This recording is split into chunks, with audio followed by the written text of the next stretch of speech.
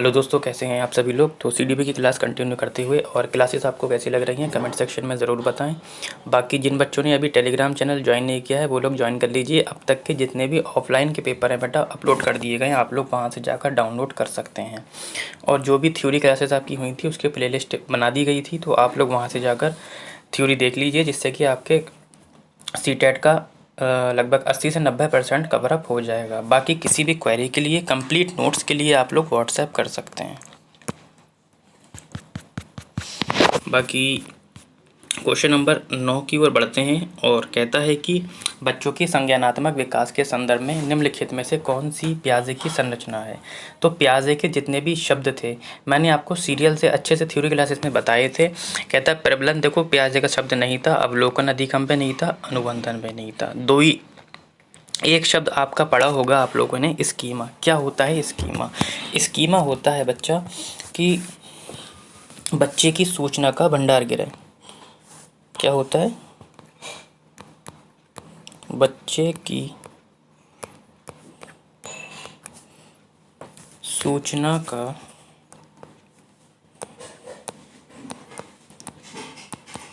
भंडार गृह। ठीक, जहाँ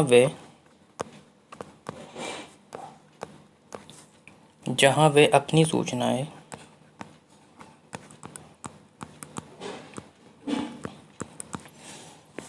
सहेज कर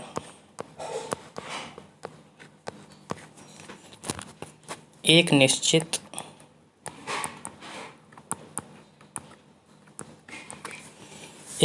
योजना के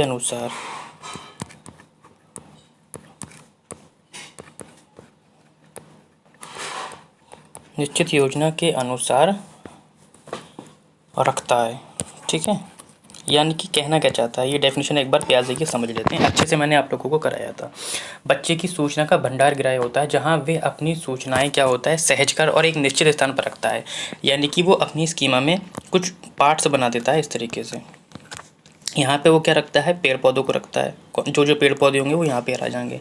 ठीक है, यहाँ पर वो खेलने वाली चीज़ें रखता है, यहाँ पर वो खाने वाली चीज़ें रखता है। इस तरीके से एक सहज कर एक निश्चित योजना के अनुसार रखता है बेटा वो। ठीक है, बाकी ये दो प्रकार की हो सकती हैं, वो काफ़ी डीप हो जाएगा। फिलहाल प्याजे के अनुसार बच्चे स्कीमा को संशोधित व समायोजित में करने में दो प्रक्रियाएं की भूमिका निभाते हैं। एक होता है आपका आत्मसातीकरण, इसको हटाता हूँ थोड़ा सा।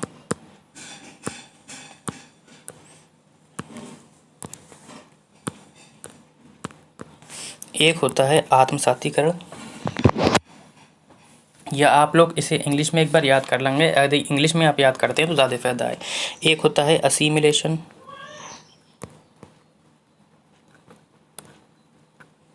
ठीक, असिमिलेशन। दूसरा होता है अकोमोडेशन,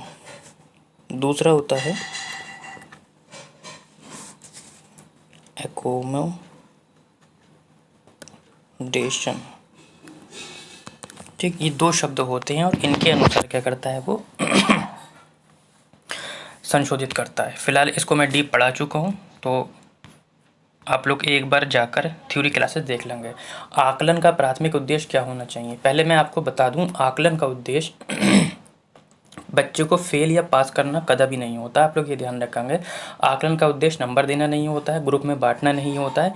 ये सब टैग वर्ड हैं जो आप लोग नोट करते रहिए। आकलन का प्राथमिक उद्देश्य बेटा क्या होता है ये समझ लीजिए, और क्या क्या नहीं होता है ये समझ लीजिए। ना तो बच्चों को श्रेणी में बांटना होता है, ना ही नंबर देना होता है, ना ही ये जानना होता है कौन गधा है कौन इंटेलिजेंट है, ना ही पास या फेल करना होता है। आकलन का उद्देश्य निदान करना होता है, ये जानना होता है कि बच्चा किस तरीके से पढ़ना चाह रहा है, क्या चाहता है बच्चा, किस सांस्कृतिक माहौल से आया है, उसको उसी तरीके से वो शिक्षा और समावेशी शिक्षा में शामिल कर लिया जाए। यदि वो वंचित जगह से आया है, सामाजिक रूप से पिछड़ा वाला का, तो उसके साथ वैसे ही व्यवहार किया जाएगा। आकलन का उद्देश्य सिर्फ और सिर्फ यही होता है। एक बार हम लोग समझ लेते हैं। कहता है कि रिपोर्ट कार्ड में उत्तीर्ण या अनुत्तीर्ण अंकित करना। देखो, उत्तीर्ण, पास और फेल करना नहीं होता है, मैं पहले भी बता चुका हूँ। विद्यार्थियों के प्राप्तांकों के आधार पर उनको नामांकित करना, मैंने बताया था, वर्गों में नहीं बांटना है बच्चों को। ठीक, विद्यार्थियों के लिए श्रेणी निश्चित करना, नहीं श्रेणी भी नहीं करना होता। दूसरा ऑप्शन कहता है कि संबंधित अवधारणाओं के बारे में बच्चों की स्पष्टता तथा भ्रांतियों को समझना। यदि आप लोग ये समझ जाएंगे तब उसी के हिसाब से आप क्या करेंगे, शिक्षण करेंगे। तो यदि आप लोगों को ऑप्शन काटना आता है तो आप लोग अपने उत्तर तक आराम से पहुंच सकते हैं, भले ही आप लोगों को उत्तर ना आया हो। अब आकलन की किस्में भी होती हैं, वो भी एक बार समझ लीजिए। आकलन दो प्रकार का होता है, एक युगात्मक होता है। पहला कौन सा होता है, युगात्मक।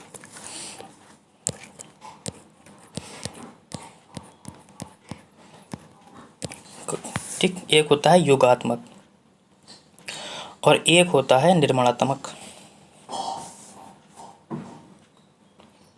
दूसरा होता है निर्माणात्मक। योगात्मक आकलन जो होता है सीखने के आकलन के नाम से जाना जाता है, यानी कि ये बाद में किया जाता है। योग का मतलब लास्ट में किया जाता है। निर्माणात्मक आकलन जो होता है सीखने के लिए यानी कि के दौरान या के पहले यानी कि पूर्व में किया जाता है। ये मैं आपको अच्छे से समझा चुका हूँ। फिलहाल क्वेश्चन नंबर 11, और क्वेश्चन नंबर 11 कहता है कि निम्नलिखित कथनों में से कौन सा बुद्धि के बारे में सही है। ठीक है, तो क्वेश्चन नंबर 11 के बारे में आपको बताना है। कहता है बुद्धि एक निश्चित योग्यता है। देखिए, सामान्यतः बुद्धि शब्द का प्रयोग ज्ञान, प्रतिभा, प्रज्ञा और समझ आदि के अर्थों से होता है। पहले आप ये समझ लीजिए बुद्धि के बारे में। बुद्धि द्वारा ही हम अपनी विविध समस्याओं का समाधान निकालते हैं। ऐसे तो होता है ना, विभिन्न तरीके की जो हमारी समस्याएं होती हैं उसका क्या करते हैं, सोल्यूशन निकालते हैं। एक साइंटिस्ट के बारे में बताता हूँ, केली एवं थ्रस्टन नामक मनोवैज्ञानिक ने बताया। बुद्धि के बारे में बहुत अच्छे से मैंने लेक्चर दिया है, एक बार आप लोग जाकर देख लीजिए। और सबसे ज़्यादा जो लंबे लेक्चर हुए बुद्धि के ही हुए हैं। मनोवैज्ञानिक ने बताया, क्या नाम था, केली एवं थ्रस्टन, कि बुद्धि का निर्माण प्राथमिक मानसिक योग्यताओं के द्वारा होता है। बुद्धि प्राथमिक मानसिक योग्यताओं का क्या है, समूह है, तथा विविध प्रकार की बौद्धिक योग्यताओं का प्रमाण करती हैं कि बुद्धि बहुआयामी होना निश्चित है। बहुआयामी बताया था, क्यों बताया था भी बता दूंगा। इसी कारण कई लोग अनेक योग्यताओं में दक्ष होते हैं। जैसे हार्वर्ड गार्टनर ने भी बुद्धि का सिद्धांत दिया है। उनके हिसाब से 9 प्रकार की बुद्धि होती हैं। ठीक है, जिसको हम ज़्यादा तरजीह देते हैं वही बुद्धि उभर कर आती है। हम एक से ज़्यादा भी बुद्धि उभर कर आ सकती है, वो हमारी प्रैक्टिस पर ही निर्भर करती है।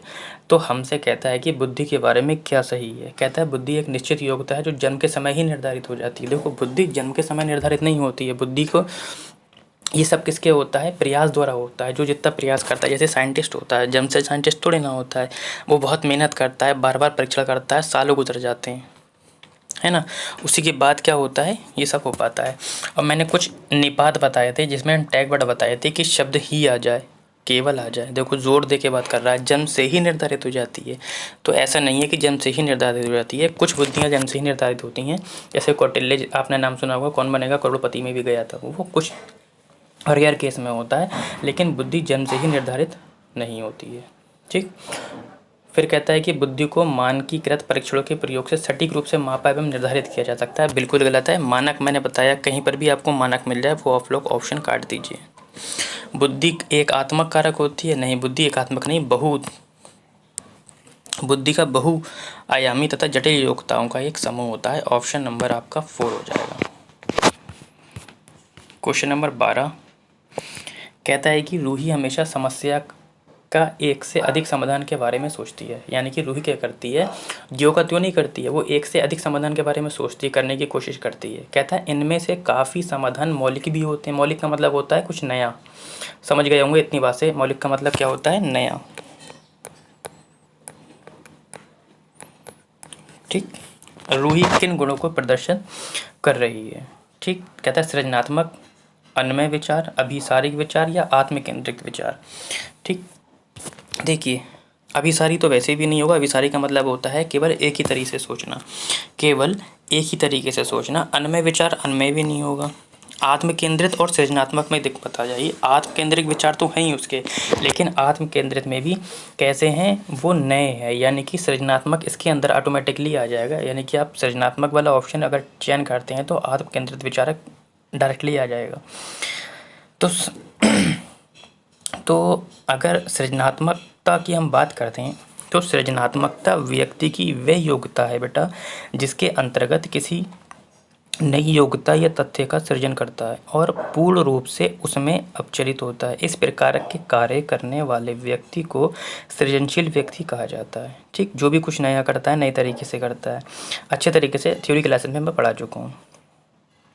ठीक है, जिस प्रतिभा के आधार पर कोई व्यक्ति इस तरह के कार्य को अंजाम देता है उसे हम सृजनात्मकता कहते हैं। स्किनर के अनुसार अगर मैं बताऊं आपको, वैसे तो बहुत वैज्ञानिक के अनुसार होता है, लेकिन मैं अगर स्किनर की बात करूं तो स्किनर के अनुसार सृजनात्मकता या सृजनात्मक चिंतन वे है जो नए क्षेत्र की खोज करता है, नए परीक्षण करता है और नई भविष्यवाणियाँ करता है और नए निष्कर्ष निकालता है। समझ गए? ऑप्शन नंबर पहला हो जाएगा। क्वेश्चन नंबर अगर 13 की बात करें, क्वेश्चन नंबर 13 कहता है कि शिक्षण अधिगम प्रक्रिया में वंचित समूह से संबंधित, कौन से समूह से? वंचित समूह, यानी कि जो वंचित वर्ग से आए हैं, संबंधित विद्यार्थियों के लिए या द्वारा सहभागिता कम होने की स्थिति में एक शिक्षक को क्या करना चाहिए। यानी कि क्वेश्चन आपका कह रहा है कि यदि आप शिक्षक हैं और आपके कक्षा में या स्कूल में वंचित समूह से संबंधित विद्यार्थियों के द्वारा सहभागिता क्या हो रही है? कम हो रही है। तो इस स्थिति में आपको क्या करना चाहिए?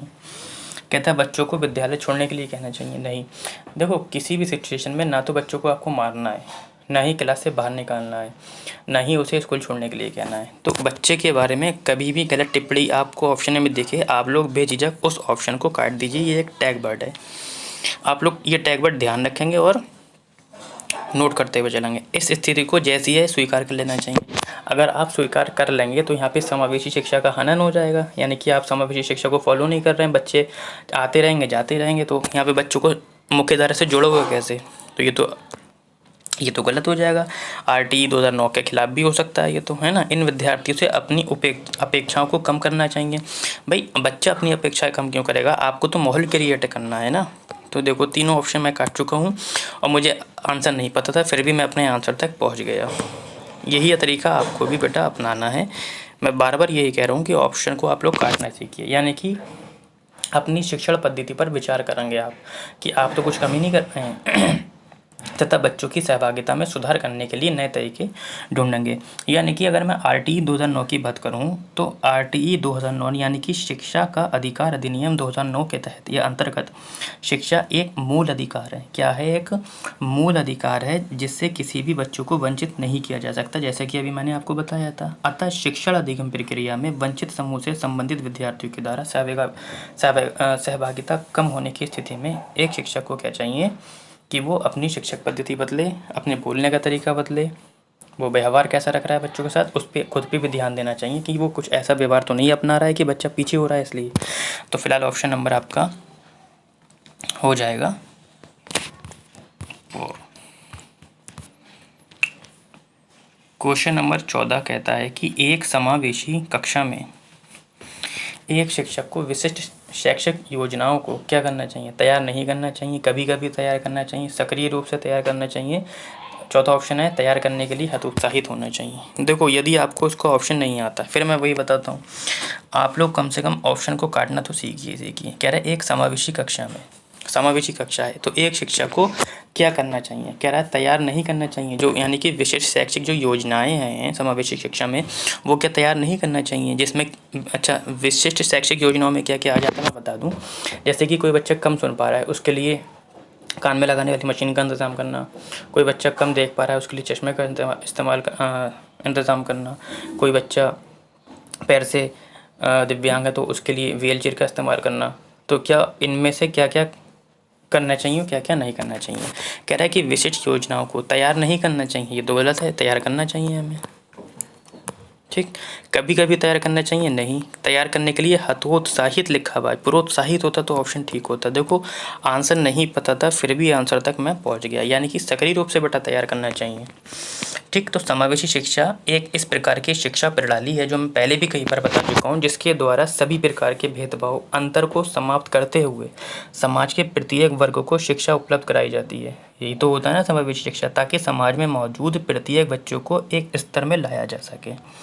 ठीक है, इसी तरह शिक्षा के कई उद्देश्य होते हैं, जैसे बालक के लिए या बालक के विकास के लिए सहायक वातावरण उपलब्ध कराना, जैसे कि मैंने बताया अभी, बालक में समाज के प्रति संवेदनशीलता का विकास करना, सीखने की प्रवृत्ति को बढ़ावा देना, बालकों को नवजीवन का संचार आदि करना, ये सब इस चीज़ें इसमें इन्वॉल्व हो जाती हैं। क्वेश्चन नंबर 15 भी एक बार देख लेते हैं।